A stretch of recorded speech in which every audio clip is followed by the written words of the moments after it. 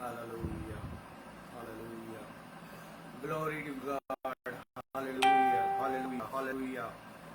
Glory to God. Glory to God. Glory to God. Thank you, Lord. Thank you, Lord. Thank you, Lord. Hallelujah.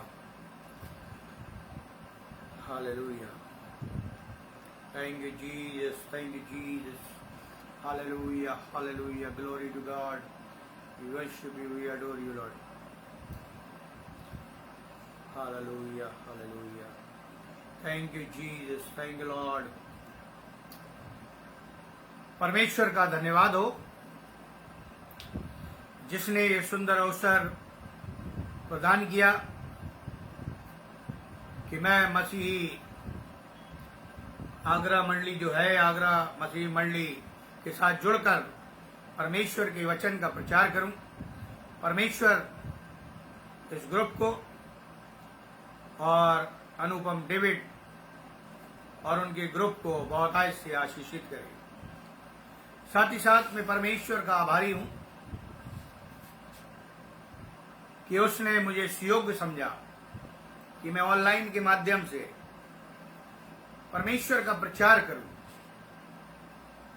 परमेश्वर के बारे में बताऊं और परमेश्वर की महिमा सच्चे हृदय से करूं। तो आइए हम प्रार्थना करें। अनुग्रहकारी दयालु पिता परमेश्वर, एक बार फिर से हम लोग तेरे चरणों के पास आते हैं इस सुंदर समय के लिए, संगति के लिए जो आपने हम सबों को दी। विशेष तौर से प्रभु जी जो हम तेरे नाम का प्रचार करते हैं, तेरे वचन को पढ़ते हैं, तेरे वचन में से तेरी आत्मा की अगुवाई में से लोगों को बताते हैं। प्रभु जी मेरे होठों को अपने वेदी के अंगारों से छू दीजिए ताकि जो भी वचन मेरे मुख से निकलता वो मेरा नहीं बल्कि तेरा वचन जीवित है, लोगों के हृदयों में कार्य करे।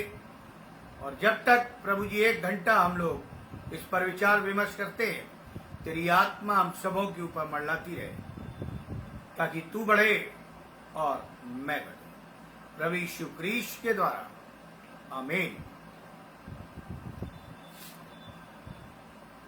आज का विषय है परमेश्वर का मंदिर।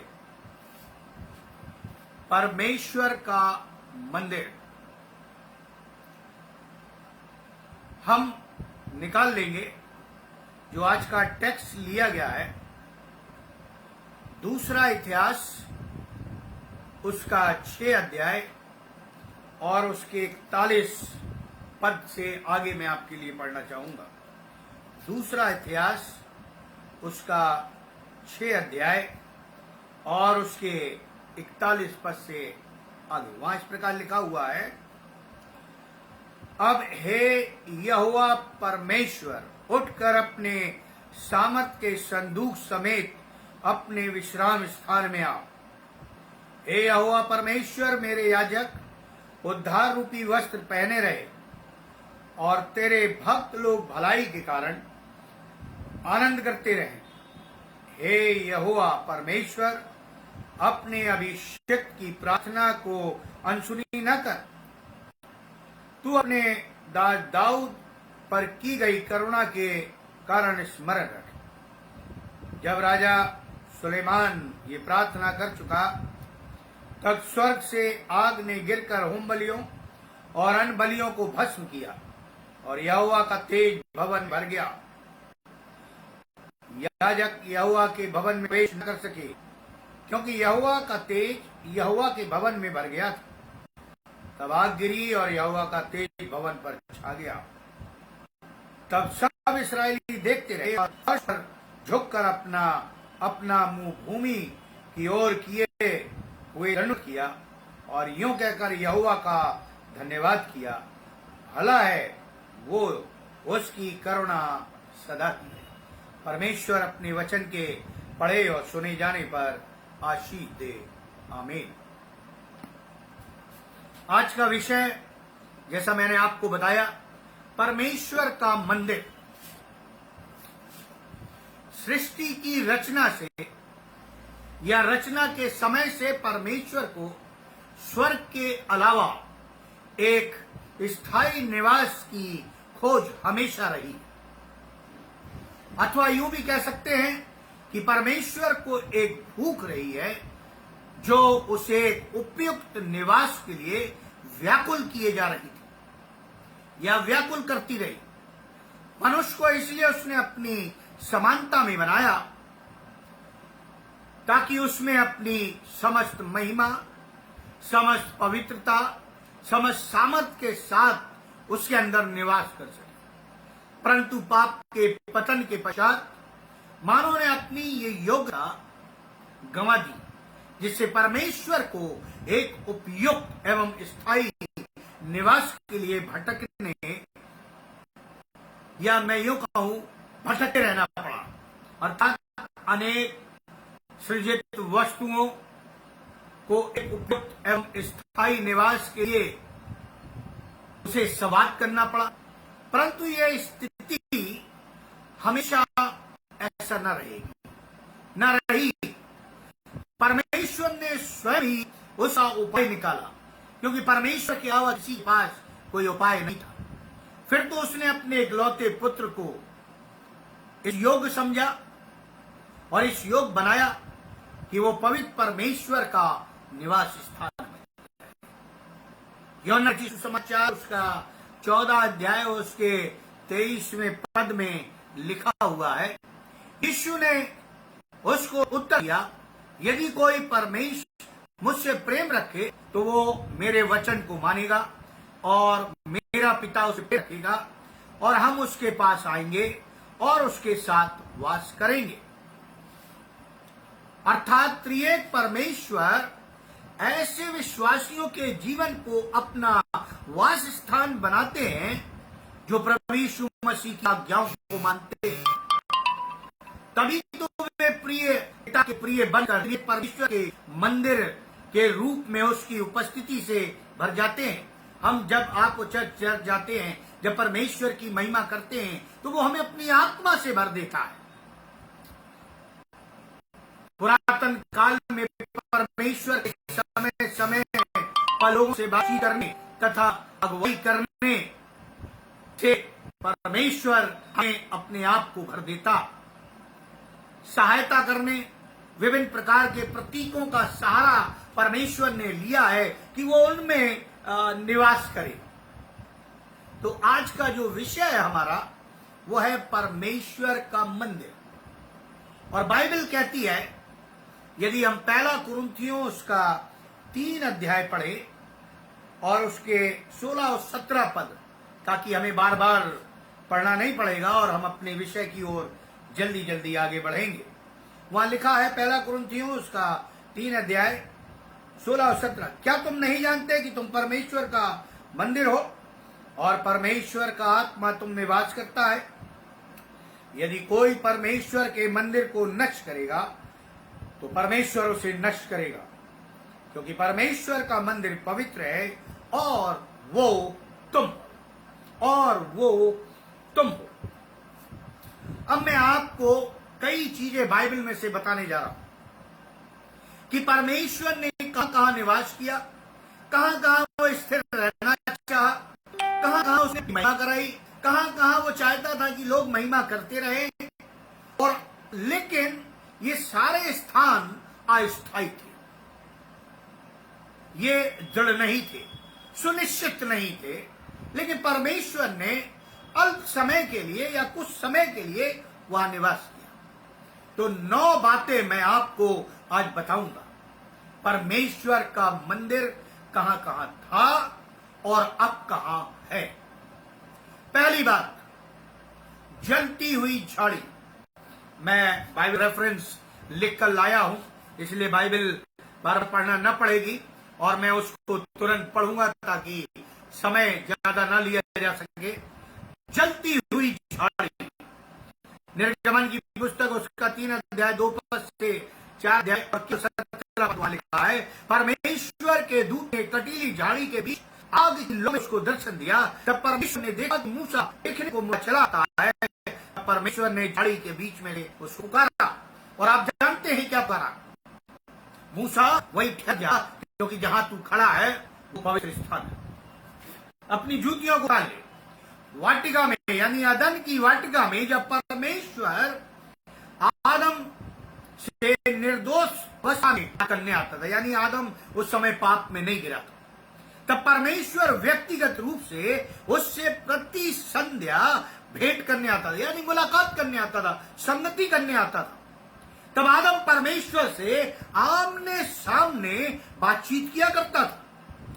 आदम परमेश्वर की महिमा को अपनी आंखों से देख सकता था, क्योंकि आदम में भी परमेश्वर ने अपनी महिमा का निवास स्थान बनाया हुआ था जब वो अदन की वाटिका में था, और परमेश्वर उसका मित्र भी था और उसका निवास स्थान भी था।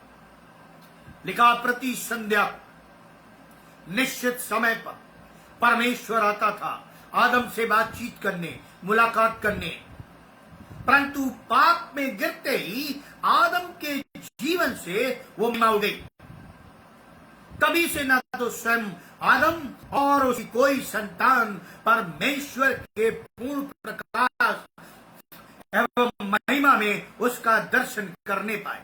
इसलिए यहां परमेश्वर ने मिस्र में अपनी जाति को चुना जो गुलामी में थी, और छुड़ाने के लिए उसने मूसा को चुना।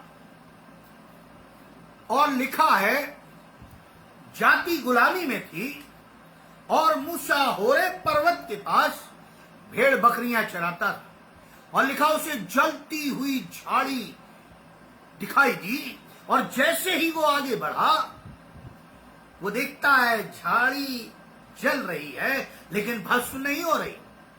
थोड़े समय के लिए ये झाड़ी परमेश्वर का निवास स्थान बन गई, परंतु ये झाड़ी भी परमेश्वर की महिमा को पूर्णता प्रकट न कर सकी, और न ही परमेश्वर ने निश्चित निवास स्थान वहां पर बनाया कि वो लगातार वहां पर प्रकट होता रहे, और न ही वो झाड़ी जलती हुई झाड़ी में से परमेश्वर का ज्ञान का प्रकाश सारी दुनिया में फैला।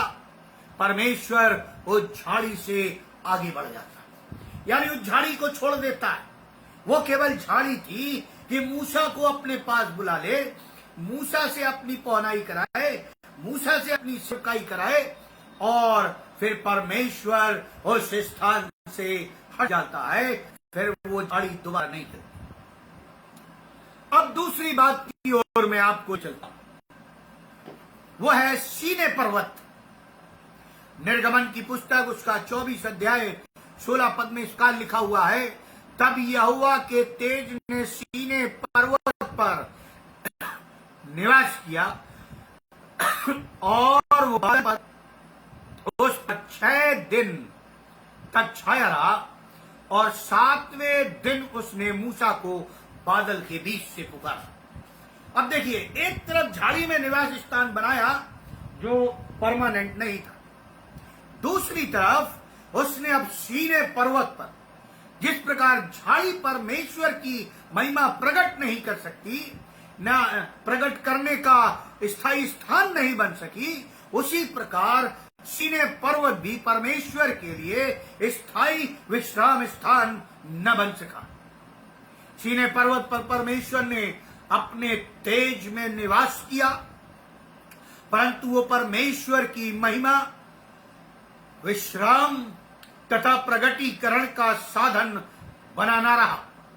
अतः परमेश्वर को फिर एक ऐसे भवन या निवास की जरूरत पड़ गई जो वो तलाश रहा था, यानी परमेश्वर की तलाश एक निश्चित स्थान पर नहीं पहुंच पाई, न वो जलती हुई झाड़ी में और न सीने पर्वत पर। तो आप पूछेंगे फिर परमेश्वर चाहता क्या? प्रियो, अगली बात जो मैं बताने जा रहा हूं, परमेश्वर ने अपने निवास स्थान को बदल दिया। झाड़ी से सीने पर्वत पर, अब सीने पर्वत से वो साक्षी का तंबू पर निवास की बात करता। गिनती की पुस्तक उसका 9 अध्याय 15 और 16 पद कहता है, जिस दिन निवास जो झाड़ी का तंबू भी कहलाता है खड़ा किया गया, उस दिन बादल उस पर छा गया, और संध्या को निवास पर आग सा दिखाई दिया और भोर तक दिखाई देता रहा और नित्य ही ऐसा हुआ करता था। ऐसा लिखा बाइबल में। यानी परमेश्वर ने अब सीने पर्वत से कुछ लिमिट दिन वहां था मूसा के साथ सीने पर्वत पर, और अब वहां से वो अपना निवास स्थान बदल लेता है क्योंकि वो भी स्थायी नहीं था। अब वो बनाता है साक्षी का तंबू। इसे अन्य नामों से पुकारा जाता है या जाना जाता है। मिलाप वाला तंबू, मिलन शिविर, अंग्रेजी भाषा में इसे टैबरनेकल कहते हैं, उसका प्रयोग किया गया है। अतः परमेश्वर ने मिलाप वाले तंबू में निवास किया तथा यहां से वो अपने दास मूसा से बातचीत करता था तथा इस्राएलियों के लिए सारी आज्ञाएं, सारे निर्देश देता रहा था। परमेश्वर ने मिलाप वाले तंबू से केवल मूसा से बातें की थी, एक व्यक्ति से, और मूसा सारी जाति इस्राएलियों को परमेश्वर की बातें बताया करता था। परंतु हम जानते हैं कि ये मिलाप या मिलन शिविर भी परमेश्वर का स्थायी निवास स्थान न बन सका। वो भी परमेश्वर का मंदिर न बन सका जिसमें त्रिएक परमेश्वर सदालो वास करता, और फिर मूसा को छोड़ अन्य कोई इस तंबू में प्रवेश नहीं कर सकता था, यानी वर्जित था। मूसा को ही ये आज्ञा थी, हारून भी नहीं जा सकता था, और इस्राएल का कोई भी व्यक्ति, राजा महाराजा कोई भी हो, इतिहासकार कोई भी हो, वो इसके अंदर प्रवेश नहीं कर सकता था। केवल परमेश्वर ने मूसा को आज्ञा दी थी, यानी एक व्यक्ति के लिए ये साक्षी का तंबू था, और वहां से परमेश्वर का निर्देश चलता था। हम ये कह लें ये परमेश्वर का ऑफिस था, जो परमेश्वर इस्राएली जाति को मूसा के द्वारा निर्देशित करता था। प्रियो, परमेश्वर यहां भी स्थिर नहीं रहा, ज्यादा दिन तक नहीं रहा। चौथी बात जो हम देखते हैं वो ये है कि वाचा का संदूक। मैंने कहा ना, परमेश्वर का मंदिर आज मेरा टॉपिक। परमेश्वर का मंदिर, वाचा का संदूक। जलती झाड़ी परमेश्वर का मंदिर नहीं हो सका, सीने पर्वत परमेश्वर का मंदिर नहीं हो सका, साक्षी का तंबू परमेश्वर का मंदिर नहीं हो सका। अब परमेश्वर उस तंबू से निकलकर वाचा के संदूक पर डेरा डालता है। लिखा है, बबूल की लकड़ी का एक संदूक बनाया जाए और मैं उसके ऊपर रहकर तुझसे मिला करूंगा और इस्राएलियों के लिए जितनी आज्ञाएं तुझको मुझे देनी होंगी उन सभी के विषय में प्रायश्चित के ढकने के ऊपर से और उन करूबों के बीच में से जो साक्षी के पत्र के संदूक के बीच में होंगे तो से वार्तालाप किया करूंगा, यानी बातचीत किया करूंगा। वाचा का संदूक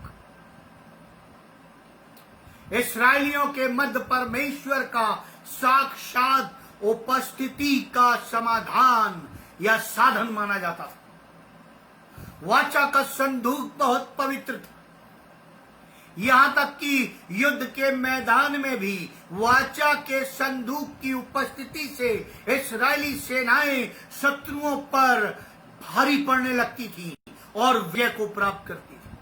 अन्य जाति राजाओं ने बाद में इस रहस्य का पता लगा लिया और इस संदूक को लूटने का प्रयास लगातार करते रहे।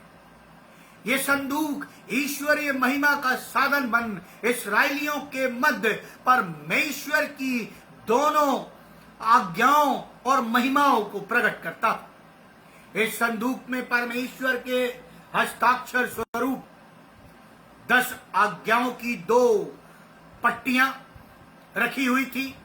इस संदूक में परमेश्वर के हस्ताक्षर स्वरूप मन्ना से भरा एक पात्र रखा हुआ था। इस संदूक में परमेश्वर के हस्ताक्षर के स्वरूप हारून की छड़ी थी, जिसमें पत्तियां, फूल और फल लग गए। इसलिए दाऊद का मन नहीं मान रहा था कि वो तो महल में रहता है, आलीशान महल में रहता है, परंतु यहोवा का संदूक तंबू में रहता था। दाऊद ने स्थायी निवास बनाने की इच्छा की। हे परमेश्वर, मेरी इच्छा है कि मैं तेरे लिए एक निवास स्थान बना चाहता हूं। परमेश्वर को उसने अपनी इच्छा जाहिर कर दी, क्योंकि दाऊद जानता था कि वो राजा है, लेकिन राजाओं का राजा, प्रभुओं का प्रभु, परमेश्वरों का परमेश्वर, ईश्वरों का ईश्वर, वेदों का वेद जो है वो बगैर महल के या मंदिर के या भवन के रह रहा।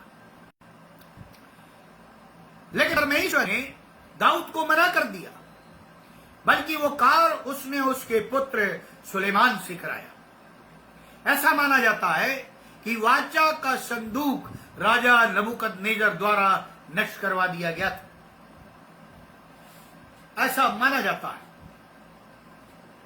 प्रियो, मैं जो यहां बताना चाहता हूं, दाऊद की इच्छा तो थी कि वो परमेश्वर का निवास स्थान बनाए, लेकिन परमेश्वर ने मना कर दिया कि दाऊद, तेरे हाथ खून से रंगे हुए और मैं नहीं चाहता। और आप जानते हैं दाऊद ने क्या पाप किया था, क्या वह विचार किया था, ये आप जानते हैं, बताने की जरूरत नहीं है। आज हमारे जीवन में भी हम परमेश्वर के लिए बहुत कुछ करना चाहते हैं, लेकिन परमेश्वर हमें और आपको मना कर देता है, क्योंकि हम पवित्र नहीं हैं। हमारे हाथ खून से, हमारे हाथ चोरी से, हमारे कार नाना प्रकार के गंदगी से भरे पड़े। इसलिए तो लिखा है, तुम्हारे कार मैले चिथड़े के समान है। प्रियो, परमेश्वर का ये अस्थायी निवास भी स्थायी नहीं बन सका। वाचा का संदूक, जहां से परमेश्वर लोगों से मिलता, वो वार्तालाप करता था। एक समय तक परमेश्वर ने ऐसा चुना, परंतु अनंत ये संदूक भी परमेश्वर के महान प्रेम, महिमा और सामर्थ्य के प्रगटीकरण का समाधान न बन सका। जबकि इतना पवित्र था, जलती झाड़ी पवित्र थी क्योंकि परमेश्वर ने अपना पांव धरा था। सीने पर्वत पवित्र था क्योंकि परमेश्वर वहां 2 बार 40 दिन और 40 रात मूसा से बातें की थी। प्रियो, मिलाप वाला तंबू और वाचा का संदूक, ये सब पवित्र थे, क्योंकि जहां परमेश्वर की उपस्थिति है, जहां परमेश्वर उपस्थित हो जाता है, जहां वो छू लेता है, जहां वो अपना पांव रख देता है, वो जगह, वो चीज पवित्र हो जाती है। प्रियो, एक समय ऐसा आया कि परमेश्वर ने वाचा के संदूक से भी अपने को अलग कर लिया। अब 5वीं बात की ओर मैं ले जाना चाहता हूं। मैं जल्दी इसलिए बता रहा हूं क्योंकि मैं अपने टॉपिक पर आना चाहता हूं कि तुम परमेश्वर के मंदिर हो। अब 5वीं बात बताई है निर्गमन की पुस्तक, उसका 13 अध्याय 21 पद में लिखा है, प्रभु दिन में उन्हें मार्ग दिखाने के लिए मेघ स्तंभ और रात में उन्हें प्रकाश देने के लिए अग्नि स्तंभ में होकर उनके आगे आगे चलता था, जिससे वे रात दिन यात्रा कर सके।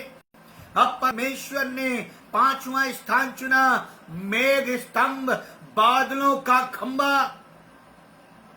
यात्रा में इस्राएलियों को सूर्य की धूप और उनकी हानियों से रक्षा करने के लिए परमेश्वर ने अपने लोगों के लिए बादल के खंबे का निर्माण किया और वो उसमें वास कर गया, ताकि प्रभु के लोगों की यात्रा निर्बद्ध चलती रहे, वो चलते रहे, उन्हें घाम या धूप न लगे, परंतु वो मेघ स्तंभ भी परमेश्वर की शांति, विश्राम, सुरक्षा का स्थायी हल न बन सका। परमेश्वर ने जंगल की यात्रा तय होने तक उस खंबे को अपने लोगों के साथ खड़ा किया, ऊपर खड़ा किया, परंतु कनान में पहुंचने के पश्चात उस खंबे की चर्चा तक हम नहीं सुनते और न कोई करता था। हुआ ये कि जिस तरह वाचा का संदूक हम में समाहित हो गया है कि अब से हम प्रभु यीशु मसीह या परमेश्वर के विश्वासियों के माध्यम से लोगों से मिलता व वार्तालाप करता है, ठीक उसी प्रकार वो हमारे द्वारा अन्य लोगों से विश्राम, शांति व हानि से रक्षा के लिए स्थायी मेघ स्तंभ के रूप में इस्तेमाल करता है। लेकिन उसने अपना परमानेंट डेरा नहीं किया, यानी परमानेंट निवास स्थान उस स्तंभ को भी नहीं बनाया। कितनी विचित्र बात! हमारी मेघ स्तंभीय सेवा को पहचाने तथा गुनाहों की धूप में झुलसते पापियों को प्रभु की शरण में लाएं। आजकल मॉडर्न एज है, आप देख रहे हैं चारों तरफ अंधकार ही अंधकार है, जादू टोना है, शैतानी शक्तियां हैं, सरकार का दबाव है, हम प्रचार नहीं कर सकते, हम ये नहीं कर सकते, हमें ये स्वतंत्रता नहीं है। जबकि यूहन्ना 8:32 में लिखा है, तुम सत्य को जानोगे तो सत्य तुम्हें स्वतंत्र करेगा। हमें पहले सत्य को समझना है, उस सत्य को कि वो है कौन, उसका नाम है यीशु। अब मैं आपको छठवीं बात पर ले जाता हूं। अब वो मेघ स्तंभ या बादल के खंभे से अग्नि स्तंभ में तब्दील हो जाता है। निर्गमन 13 की, और रात में उन्हें प्रकाश देने के लिए अग्नि स्तंभ होकर उनकी आगे आगे चलता था रात में। यानी देखिए, इस्राएली दिन में भी चलते थे और रात में भी चलते थे। परमेश्वर उन्हें लिए चलता था, उनकी अगुवाई करता था। उन्हें ना भूख लगती थी, ना प्यास लगती थी, और जब वो डेरा डाल देते थे तो भूख भी लगती थी और प्यास भी और थकान भी। प्रियो, मैं आपको बताना चाहता हूं कि हमारा परमेश्वर हमें शारीरिक, भौतिक, आत्मिक, आर्थिक स्थिति से मजबूत करना चाहता है। रात्रिकालीन यात्रा एवं विश्राम के समय परमेश्वर इस्राएलियों के लिए आग के खंबे का निर्माण करता था, परंतु मेघ स्तंभ की तरह अग्नि स्तंभ भी कनान सीमा तक। सॉरी, थोड़ा इंटरप्ट हो गया था, उसके लिए माफी चाहूंगा। हमें परमेश्वर ने ये मौका दिया है कि हम अपने जीवन रूपी स्तंभ से, अपने कार रूपी स्तंभ से, अपने चरित्र रूपी स्तंभ से, अपने व्यवहार रूपी स्तंभ से परमेश्वर की महिमा कर सके। और इसलिए परमेश्वर ने हम मनुष्य को इसलिए बनाया कि हम निरंतर उसकी महिमा करें। और लिखा है कि हमें मेघ स्तंभ और अग्नि स्तंभ, जो प्रभु यीशु मसीह की सच्चाई है, जो हमें अपनी महिमा यानी बादल के खंबे के रूप में आकर हमें भर देता है, वो आज हमें पवित्र आत्मा की महिमा से भर देता है। अग्नि स्तंभ पवित्र आत्मा की आग हमें भर देता है, और वो चाहता है कि हम उन दोनों स्तंभों को अपने जीवन में लेकर आगे बढ़ सके। अंधकार भरे संसार में उसने हमसे कहा, तुम जगत की ज्योति हो, ताकि लोग हमारे और आपके जीवन के प्रकाश में अपनी जीवन का पथ ढूंढें, साथ ही साथ हमारी संगति में प्रभु का विश्राम पा सके, प्रभु को उद्धारकर्ता के रूप में ग्रहण कर सके। स्मरण रहे कि प्रभु के बादल एवं अग्नि की सेवकाई को हमें और आपको पूरा करना। जो लोग पाप की अग्नि में जल रहे हैं, जो लोग सांसारिक लोक लुप्ताओं के बादलों से घिरे हुए हैं, परमेश्वर चाहता है मसीही लोग उन्हें मार्गदर्शन करे। लेकिन परमेश्वर का यह निवास स्थान अग्नि में स्तंभ और बादल में स्तंभ ज्यादा दिन नहीं रहा। जब वो कनान देश के गेट पर पहुंचे, उसके बाद ये दिखाई नहीं दिया। सातवीं बात जो मैं आपको बताना चाहता हूं वो है चट्टान। चट्टान, रॉक। लिखा है पहला कुरिन्थियों उसका 10 अध्याय 4 पद में, और वे उस आत्मिक चट्टान से पीते थे जो उनके साथ साथ चलती थी। आत्मिक चट्टान। फिर परमेश्वर ने अपना अगला निवास चट्टान को बनाया।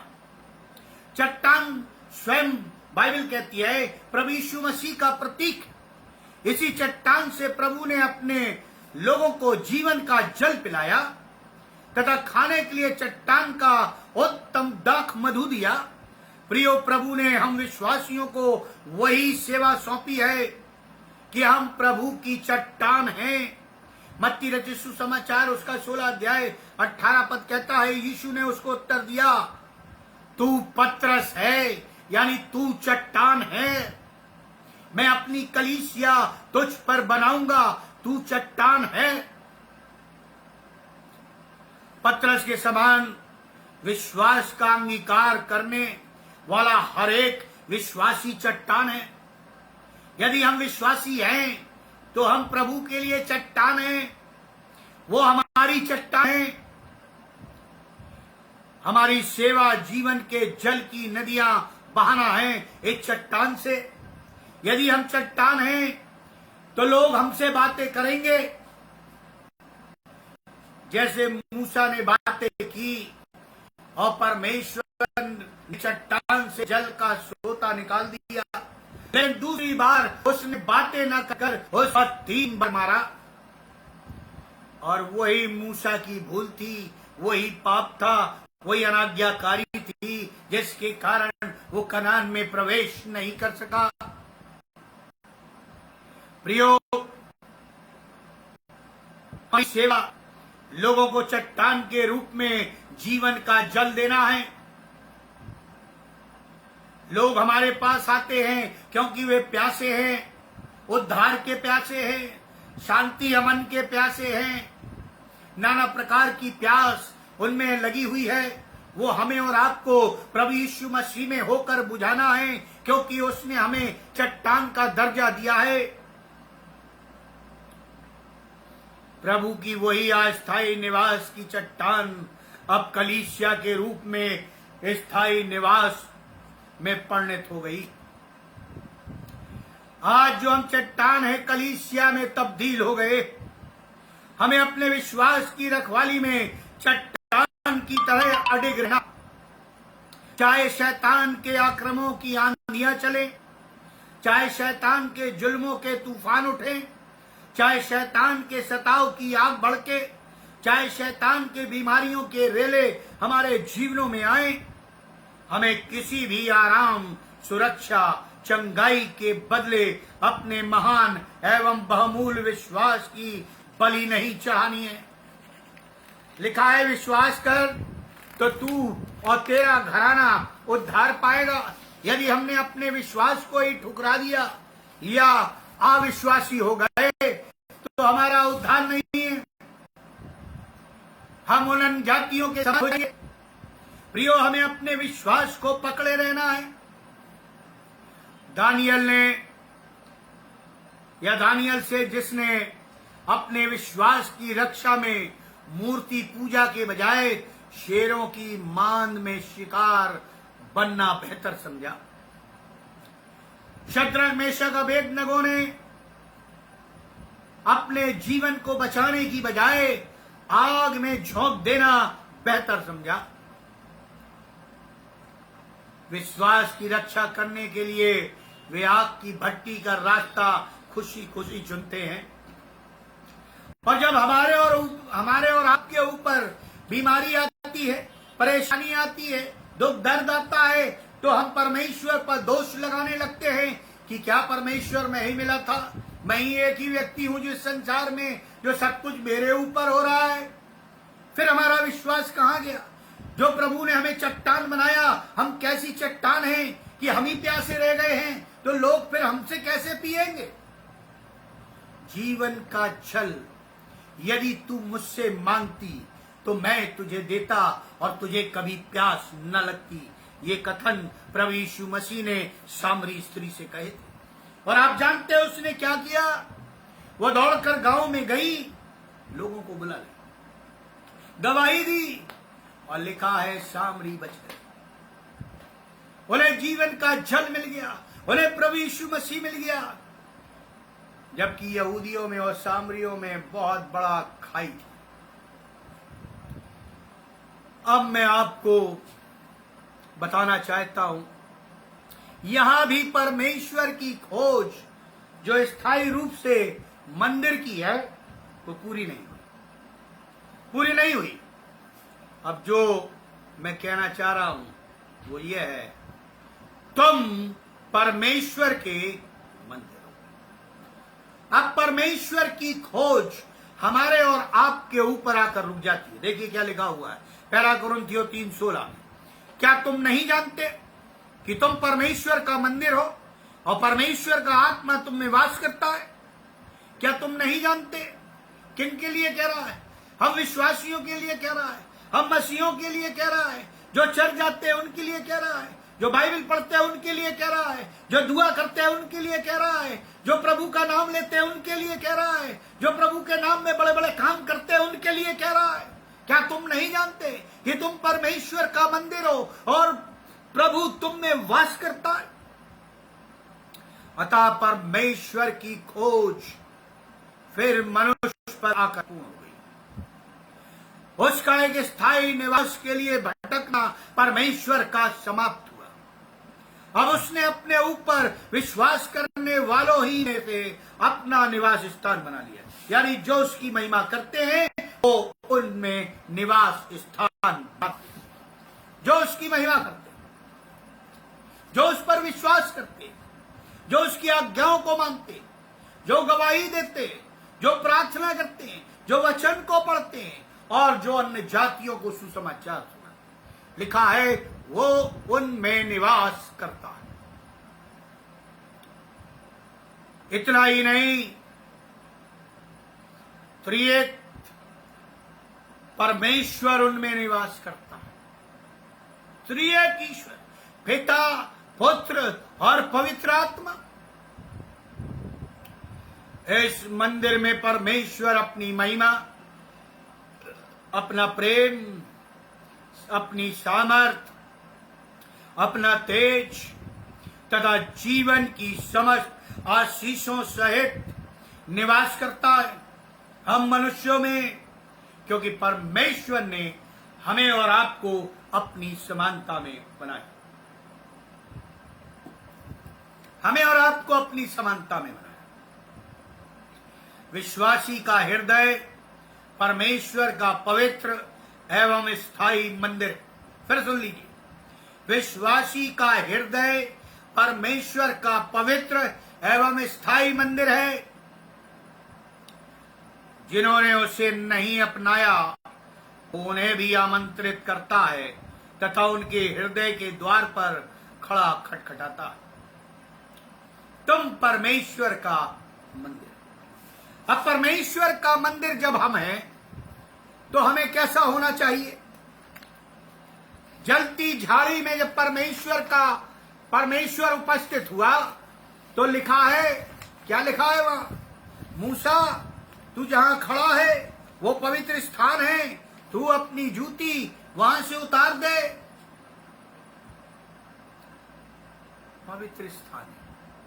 आज परमेश्वर ने हमें और आपको पवित्र किया, अपने बेटे को बलिदान करके उसके लहू के द्वारा हमें शुद्ध और पवित्र किया है ताकि जो संबंध अदन की वाटिका से टूट गया था वो पुनः स्थापित कर दिया जाए, और परमेश्वर जो भटक रहा था अपने निवास स्थान के लिए, जिसे दाऊद बनाना चाहता था, उसे परमेश्वर ने मना कर दिया। राजा सुलेमान ने बनाया, लेकिन आपको मालूम है राजा सुलेमान ने बनाया, लेकिन उसने एक शर्त रखी। राजा सुलेमान ने परमेश्वर के सामने एक शर्त रखी, और वो शर्त ये थी कि परमेश्वर, मैं इस भवन में तभी प्रवेश करूंगा जब तेरी महिमा वहां उपस्थित रहेगी, तू वहां उपस्थित रहेगा। और लिखा है जब ये भवन बनकर तैयार हो गया, जब ये भवन बन चुका, पूर्ण हो गया, तो लिखा है परमेश्वर धुएं और बादल के रूप में वहां उपस्थित हो गया। और उपस्थिति नहीं हुआ प्रियो, अपनी महिमा प्रकट की, लोगों ने परमेश्वर की जयकार की। आज जो हम कलीसिया बन गए, विश्वासियों का समूह मिलकर कलीसिया बनती, और इसलिए लिखा है अंत के समय में अधिक से अधिक संगति किया करो। आज हम जो कलीसिया का हिस्सा है, हम उसकी दुल्हन हैं।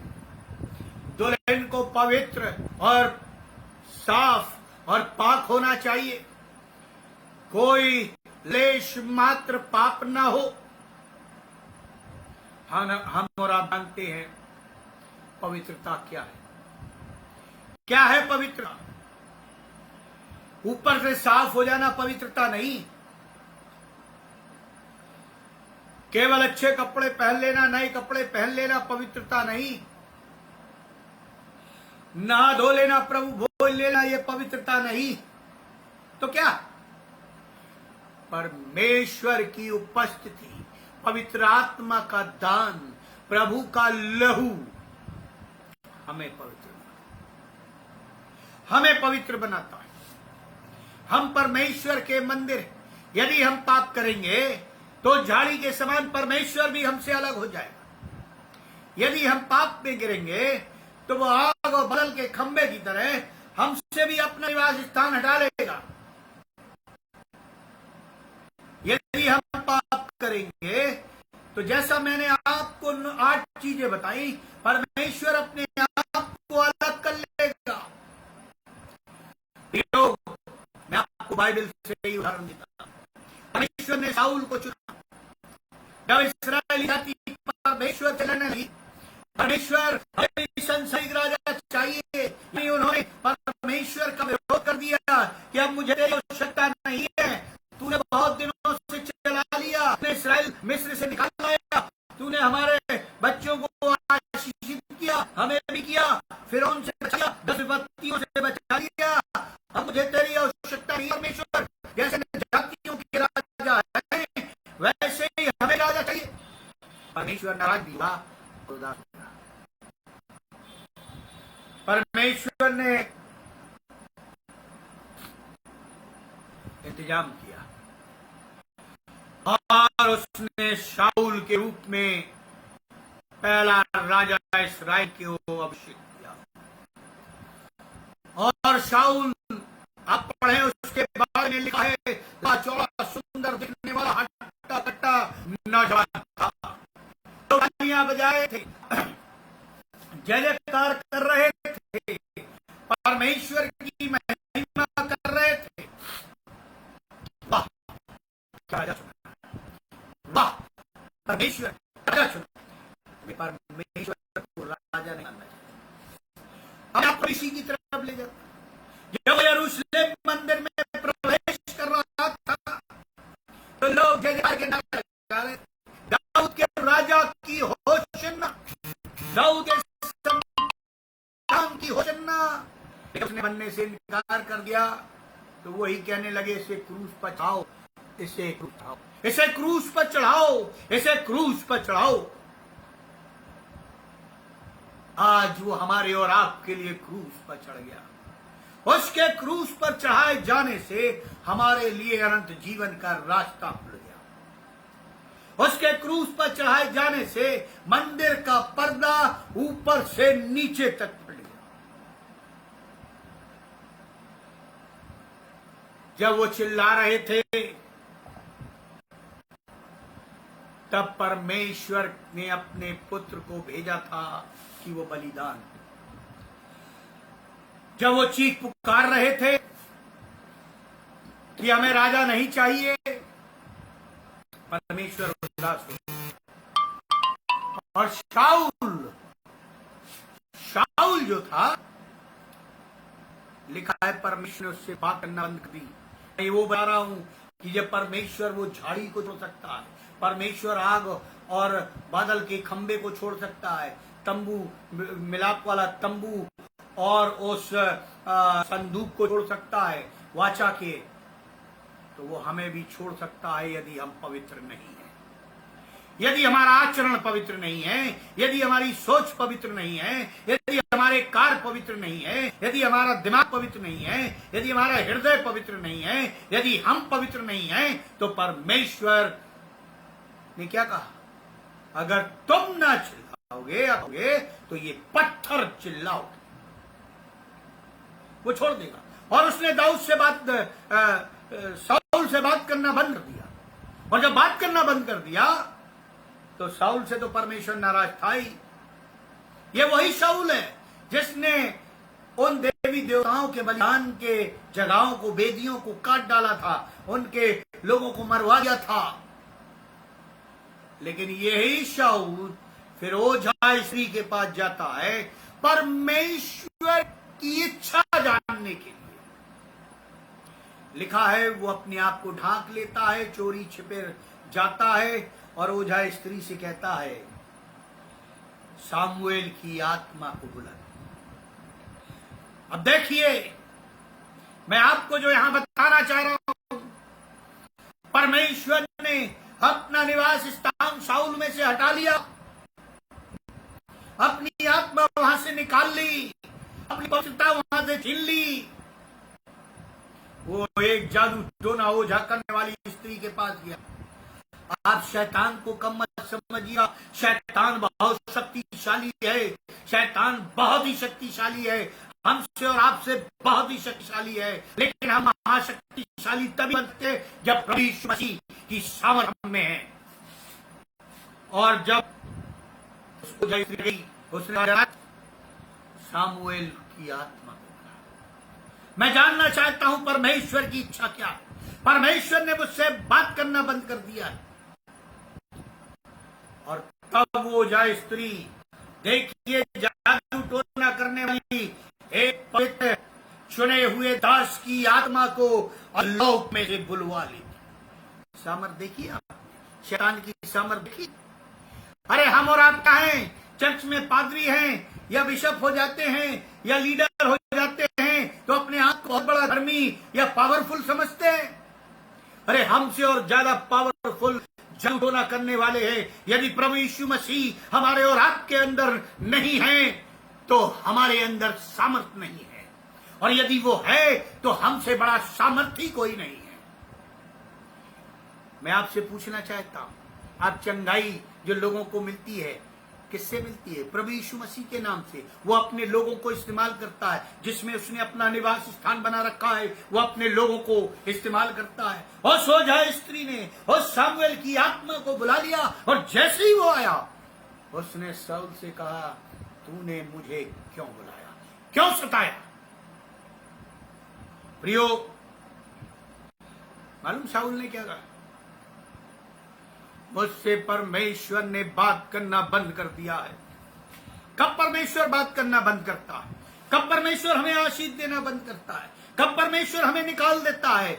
जब हमारा जीवन पवित्र नहीं होता, हमारी आत्मा पवित्र नहीं होती, हमारी सोच पवित्र नहीं होती, और हम प्रभु को अपने हृदय में राजा करके स्वीकार नहीं करते कि वो प्रभुओं का प्रभु है और राजाओं का राजा।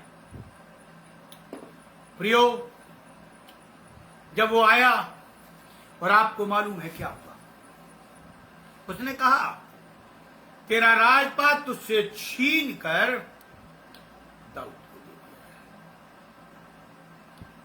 प्रियो, हम चाहे राजा हो, चाहे प्रॉफिट, चाहे बड़े बड़े लीडर हो चर्च में, हमारे अंदर कोई भी सामर्थ्य नहीं है। हम वही अन्य जातियों के समान हैं जब तक प्रभु यीशु हमारे हृदय में नहीं है। जब तक प्रभु यीशु हमारे हृदय में नहीं है, और जब प्रभु यीशु मसीह हमारे हृदय में है, तो हम संसार के सबसे शक्तिशाली व्यक्ति हैं, जो शैतान को प्रार्थना में बांध सकते हैं, हुक्म दे सकते हैं, बीमारियों को ऑर्डर दे सकते हैं, और वो यीशु नाम से निकल गया। और कंक्लूजन में जलती हुई झाड़ी परमेश्वर के तेज को प्रकट नहीं कर सकती, और आई सारी पीढ़ियों से विलाप, मिलाप और वार्तालाप का साधन बन सके। परमेश्वर ने हम विश्वासियों को वही जलती हुई झाड़ी बनाकर स्थापित किया है, जो जहां पर रह रहा है संसार के अंदर। फिर सुन लीजिए, परमेश्वर ने हमें और आपको वही जलती झाड़ी बनकर स्थापित किया है, जो संसार में जहां रह रहा है, कि हम जले, हम भस्म नहीं होंगे, हम जले। लो, तुम जग की ज्योति हो। जब हम जलेंगे, जब हम ज्योति बनेंगे, तो लोग हमारी ज्योति को देखने के लिए, जैसे मूसा चला आता था, आएंगे और वो जगत की ज्योति को प्राप्त करेंगे, जो प्रभु यीशु मसीह। जब हमारे अंदर जल ही नहीं रही है, हम तो बुझे हुए हैं, तो लोग कहां से आएंगे? कहां से आएंगे? जब हमारा जीवन ही गवाही का जीवन नहीं है, जब हमारा जीवन ही यीशु के लिए समर्पित नहीं है, जब हमारा जीवन ही प्रभु के लिए बलिदान हमने नहीं चढ़ाया, तो लोग कहां से आएंगे? प्रियो, हमारे द्वारा वो जगत को बुला रहा है, आमंत्रित कर रहा है कि आओ, मुझे पहचानो। अपने पैरों की जूतियां उतार कर प्रभु की उपस्थिति में हमारी बुलाहट, मैं उनके लिए कह रहा हूं जो सेवक है। सेवक बड़े बड़े चर्चों में, छोटे छोटे चर्चों में, बड़े बड़े पदों पर है, छोटे छोटे पदों पर है। यह उनके लिए है कि अपनी जूतियां उतार दो, यानी अपने पापों को, अपनी मनीलता को, अपने बुरे कामों को, अपने नाना प्रकार के कामों को छोड़ दो। आज बड़े बड़े कलीसियाओं में क्या हो रहा है, मैं तो कुछ कहना नहीं चाहता, लेकिन आप जानते हैं, बड़े बड़े लीडर भ्रष्ट, बड़े बड़े पादरी बिशप भ्रष्ट, बड़े बड़े लोग जो अपने आप को धर्म के ठेकेदार कहते हैं, भ्रष्ट। आपको मालूम है, अभी गवर्नमेंट ने मसीहों का डाटा निकाला है। जब कहा गया कि लोग कन्वर्शन कर रहे हैं और मसीह बढ़ रहे हैं, तो डाटा निकाला गया 2.26 उस समय थे, और 2.16 अभी है। हमारे अंदर कोई बढ़ोतरी नहीं हो रही, हम घट रहे हैं। केवल हम झूठ बोल रहे हैं। हमने इतने बपतिस्मे दे दिए, इतने लोगों का उद्धार हो गया, हमने रिपोर्टें दे दी, डॉलर मिनिस्ट्री कर ली, नाना प्रकार की रिपोर्टें देकर हमने अपने सुख साधन के जीविकाओं को बढ़ा लिया। तभी तो परमेश्वर वहां से निकल गया। आज हमारे चर्च खाली पड़े हुए हैं, क्योंकि परमेश्वर वहां है ही नहीं। परमेश्वर की आत्मा नहीं है, वो निवास स्थान नहीं है, वो तो एक क्लब हो गया है कि कार्यक्रम होते हैं, होते रहेंगे। क्या कभी किसी चर्च ने या पादरी ने प्रेयर और फास्टिंग के लिए कलीसियाओं को मजबूर किया?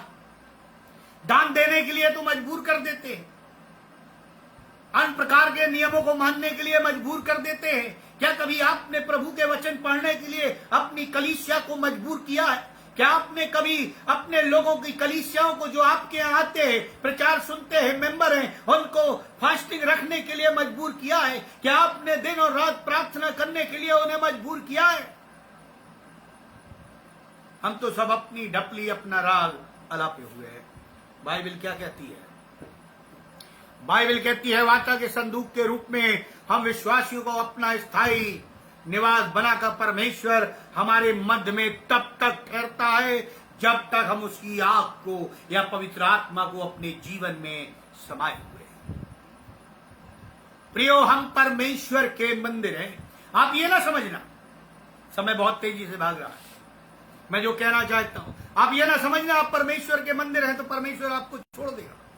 70 एडी में परमेश्वर का मंदिर तो कल किसी ने सपने में भी नहीं सोचा था, ढा दिया गया, तोड़ दिया गया, मट्टी पलीत कर दिया गया।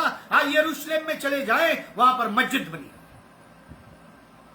अब इस्राएली रिकलेक्ट हो रहे हैं, परमेश्वर उन्हें अपने देश से लेकर आ गया है। कभी समय मिला तुम्हें पर प्रचार करा कि परमेश्वर अपनी भविष्यवाणियों को पूरा करता है। प्रियो, वो इकट्ठा कर रहा है, बाल बच्चियां भी दिखने लगी है और वो जय निर्धारित हो गई है। मैं अभी ऊपर देख रहा था, बाइबल में लिखा है, मैं अपना नाम वो जहां पर इस्राएली या यहूदी जाकर रोते हैं, वहां पर लोगों ने फोटो भेजी है, आप यूट्यूब पर देख सकते हैं कि वहां हिब्रू में घास से लिखा हुआ आ गया, याहवे परमेश्वर जीवित है। मैं सब इसलिए बता रहा हूं कि यदि तुम नहीं करोगे तो ये पत्थर चिल्लाओगे। परमेश्वर हमें भी छोड़ देगा, जैसे शाऊल को छोड़ दिया, जैसे अन्य लोगों को छोड़ दिया, वैसे हमें भी छोड़ देगा। हम और आप क्या चाहते हैं? इस मंदिर को यदि आपको चाहते हैं कि परमेश्वर निरंतर इसमें बना रहे, सुलेमान की प्रतिज्ञा के अनुसार कि परमेश्वर जब तू मंदिर में अपनी महिमा प्रकट करेगा तो मैं वहां, तब मैं तेरी उपस्थिति में तेरी उपासना करूंगा, क्या हम ऐसा कह सकते हैं? प्रियो, मैं आपको यह बताना चाहता हूं, हमारे घरों, हमारे जीवनों तथा देश में हर प्रकार की उत्तम आशीषें यदि हमें प्राप्त करनी है तो हम मसीहियों को पवित्र जीवन जीना पड़ेगा। हम लीडरों को पवित्र जीवन जीना पड़ेगा। बाइबल कहती है जैसा तुम चाहते हो तुम्हारा व्यवहार वैसा, तुम्हारा जीवन वैसा, तुम्हारा चाल चलन वैसा। और में जो है बात मैं कहना चाहता हूं, सुलेमान के मंदिर से बढ़कर परमेश्वर ने हमें और आपके बीच डेरा किया है, हमें और आपका मंदिर बनाया। वो जो संबंधन की वाटिका में आदम के समय टूट गया था, वो हमारे समय में जुड़ गया।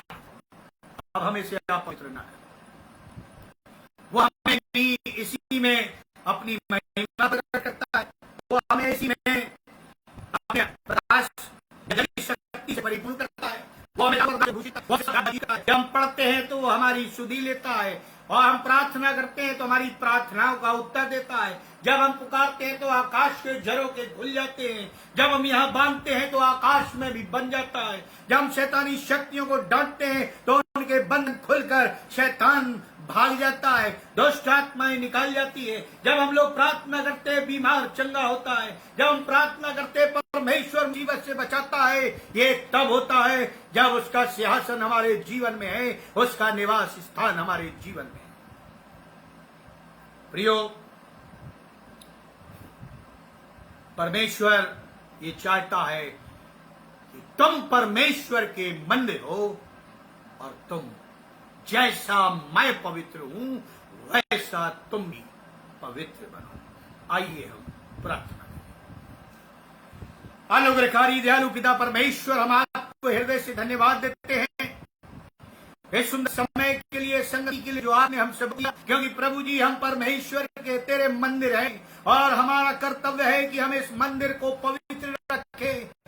तू अपने लहू से शुद्ध और पवित्र, हम गुनहगार हैं, तुच्छ हैं, हमारे अंदर कोई भी नहीं है, लेकिन प्रभु जी तेरी उपस्थिति हम चाहते हैं, जिससे हमारा मंदिर पवित्र हो जाए, तेरा निवास स्थान इसमें निरंतर बना रहे और हम तेरी महिमा का कारण तू यहां जाने ना पाए। प्रभु जी हम विनती प्रार्थना करते हैं, यदि कोई हमारे बीच में बीमार है, मैं हर एक बीमारी को यीशु नासरी के नाम से डांट देता हूं, निकल जाए, दूर हो जाए, तेरे दास दासी चंगाई को प्राप्त करे। यदि कोई दुष्ट आत्मा से ग्रसित है, यीशु नासरी के नाम से डांट देता हूं, हर एक दुष्ट शक्तियां के बंधन टूट जाएं और वे मुक्त हो जाएं। प्रभु जी हम आगरा मसीह मंडली के ग्रुप के लिए और भाई अनुपम डेविड के लिए विनती प्रार्थना करते हैं। प्रभु जी इन्हें आशीषित करना, इनकी सेवकाई को आशीषित करना, होने देना कि ये ऑनलाइन सर्विस से जो तेरी महिमा कर रहे हैं प्रभु जी, बहुत सारी भटकी हुई आत्माएं प्रभु जी बचा ली जाएं, और जो ये मंदिर पवित्र है वो उन्हें प्रभु जी तेरे चरणों के पास ले आए, ताकि जब तू बादलों पर आए तो हम सब एक साथ उठाए जाए। हम जो भी पाप हुए, गलतियां हुई, क्षमा कर और हम सबों को आशीषित कर, ताकि हम तेरे मंदिर को दूषित ना करें, हम इस मंदिर में पाप न करें, बल्कि ये निरंतर पवित्र रहे और तेरा निवास हम में बना रहे। प्रभु यीशु के द्वारा आमीन। अब परमेश्वर पिता का प्रेम, प्रभु यीशु मसीह का पवित्र आत्मा की सहायता हम सब विश्वासियों के साथ जो ऑनलाइन से जुड़े हुए हैं, जहां कहीं भी हैं, और जिन्होंने इस संदेश को सुना, वो संदेश उनके जीवन में काम करे, और जब तक तू आए तू ठहरा रहे। प्रभु यीशु के द्वारा आमीन। आप सबों को जय मसीह।